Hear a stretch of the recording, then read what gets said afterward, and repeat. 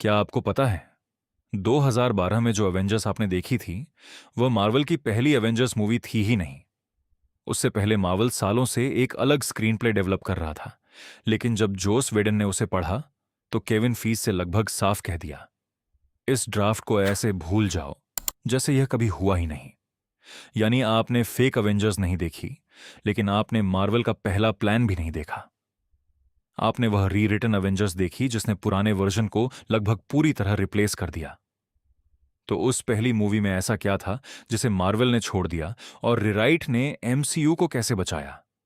Video को अंत तक जरूर देखना, क्योंकि मार्वल ने अवेंजर्स को बेहतर विलेन देकर नहीं बचाया था, उसने अवेंजर्स को ही फिल्म की सबसे बड़ी प्रॉब्लम बना दिया। द अवेंजर्स पर काम तब शुरू हुआ था जब एमसीयू का एक्सपेरिमेंट अभी प्रूव भी नहीं हुआ था। राइटर जैक पेन को क्रॉसओवर बनाने का काम मिला, लेकिन उस समय मार्वल को खुद नहीं पता था कि कौन सी सोलो फिल्म चलेगी और ऑडियंस किन हीरोज को एक्सेप्ट करेगी। इसलिए पेन की स्क्रिप्ट बार बार बदलती रही। पेन ने बाद में बताया कि शुरू में उसने थॉर का रोल छोटा रखा था क्योंकि उसे डाउट था कि मिथोलॉजी वाला हीरो आयरन मैन की टेक्नोलॉजी और हल्क की साइंस के साथ फिट बैठेगा या नहीं।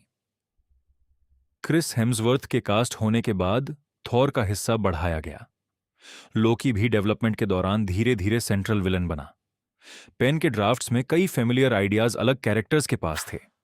एक वर्जन में हॉक-आई को कैप्चर और इंटरोगेट किया जाता था, जबकि फाइनल फिल्म में इसी तरह की ड्रामेटिक स्पेस ब्लैक विडो को मिलती है। पेन ने अवेंजर्स के म्जोलनेर उठाने की कोशिश वाला आइडिया भी लिखा था, जिसे मार्वल ने बाद में एज ऑफ अल्ट्रॉन में अलग तरीके से इस्तेमाल किया। लेकिन क्लियर है, कोई पूरी दूसरी एवेंजर्स मूवी बनकर तैयार नहीं थी। अलग अलग ड्राफ्ट्स थे, आइडियाज बदल रहे थे, और मार्वल लगातार मूवी को शेप कर रहा था। हल्क भी बदल गया। द इनक्रेडिबल हल्क में एडवर्ड नॉर्टन ब्रूस बैनर थे, लेकिन अवेंजर्स तक पहुंचते पहुंचते मार्वल ने मार्क रफलो को कास्ट कर लिया। इसका मतलब यह नहीं कि एडवर्ड नॉर्टन के साथ कोई सीक्रेट अवेंजर्स फिल्म शूट हो चुकी थी। यह डेवलपमेंट के दौरान हुआ कास्टिंग चेंज था। फिर 2010 में जॉस वीडन आया। उसने पेन का स्क्रीन प्ले पढ़ा और केविन फाइगी से कहा कि प्रैक्टिकली नए सिरे से शुरू करना चाहिए। वीडन ने 5 पेजेस का ट्रीटमेंट लिखा और मार्वल ने उसे रीराइट, डायरेक्ट करने का मौका दिया। लेकिन कुछ चीजें पहले से तय थीं। लोकी विलन रहेगा, अवेंजर्स आपस में लड़ेंगे, बीच में कोई इवेंट टीम को तोड़ेगा और आखिर में मैसिव बैटल होगी। और ट्विस्ट यह है कि वीडन का पहला वर्जन भी वह अवेंजर्स नहीं था जो आपने देखी। एक समय स्कारलेट जोहानसन की अवेलेबिलिटी अनसर्टन लगी तो वीडन ने वॉस्प को इतना बड़ा रोल दे दिया कि ड्राफ्ट लगभग उसके अराउंड बन गया। जोई डेशनेल को रोल के लिए इमेजिन किया गया था। एक डेवलपमेंट वर्जन में इज़ीकियल स्टेन, ओबडाया स्टेन का बेटा भी था। बाद में स्कारलेट अवेलेबल हुई, वॉस्प हट गई, इज़ीकियल भी गया और लोकी फाइनल सेंट्रल विलन रहा। फिल्मिंग के बाद भी मूवी बदलती रही। स्टीव रॉजर्स का मॉडर्न न्यूयॉर्क में अकेलापन दिखाने वाला लंबा सीक्वेंस थिएट्रिकल कट से छोटा कर दिया गया। यानी अवेंजर्स एडिटिंग तक लगातार बदलती रही, और यहीं से असली इनर विलन शुरू होता है। वीडन ने अवेंजर्स की मूवी क्रैक करने के लिए द डर्टी डजन से इंस्पिरेशन ली। ऐसे लोग जो नेचुरली साथ रहने के लिए बने ही नहीं, लेकिन अकेले रहकर कम यूजफुल हैं। यही फाइनल अवेंजर्स का साइकोलॉजिकल इंजन बन गया। टोनी स्टार्क को कंट्रोल छोड़ना पसंद नहीं। स्टीव रॉजर्स ड्यूटी पर विश्वास करता है, लेकिन सीक्रेट इंस्टीट्यूशंस पर सवाल उठाता है। थॉर लोकी को अपनी पर्सनल रिस्पॉन्सिबिलिटी समझता है। ब्रूस बैनर अपने ही अंदर हल्क से डरता है। नटाशा और क्लिंट सीक्रेसी और सर्वाइवल की दुनिया से आते हैं। लोकी इनके बीच क्रैक्स पैदा नहीं करता, वह सिर्फ उन क्रैक्स को एक्सपोज करता है जो पहले से मौजूद हैं। इसीलिए हेलिकैरियर वाला आर्ग्यूमेंट इतना इंपॉर्टेंट है।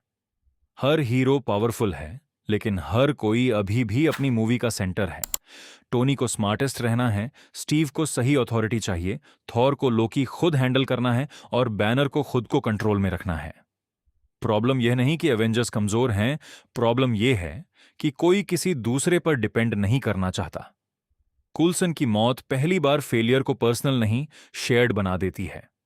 न्यूयॉर्क में वे अचानक बेस्ट फ्रेंड्स नहीं बनते, वे पहली बार एक दूसरे पर भरोसा करने का रिस्क लेते हैं। स्टीव लीड करता है, टोनी इंस्ट्रक्शन फॉलो करता है, हल्क अपना एंगर कॉमन एनिमी पर डालता है और नटाशा पोर्टल बंद करने की जिम्मेदारी लेती है। इसलिए वो फेमस सर्कुलर एवेंजर्स शॉट सिर्फ कूल सुपर हीरो मोमेंट नहीं है। शुरुआत में 6 लोग अपनी अपनी डायरेक्शन में लड़ रहे थे। अब 6 लोग एक ही जगह प्रोटेक्ट कर रहे हैं और यही इस पूरी मूवी का अनसीन पैटर्न है। टीम सिर्फ टैलेंटेड लोगों को एक रूम में डालने से नहीं बनती।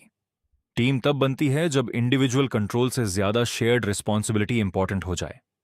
मार्वल ने द एवेंजर्स को स्ट्रॉन्गर विलन देकर नहीं बचाया, उसने एक ज्यादा डेंजरस प्रॉब्लम खोजी। 6 ऐसे हीरो जो दुनिया बचा सकते थे, लेकिन उससे पहले उन्हें खुद यह सीखना था कि दुनिया अकेले नहीं बचाई जा सकती। इसलिए 2012 वाली एवेंजर्स मार्वल का पहला प्लान नहीं थी और शायद इसी वजह से वही वर्जन हिस्ट्री बन गया।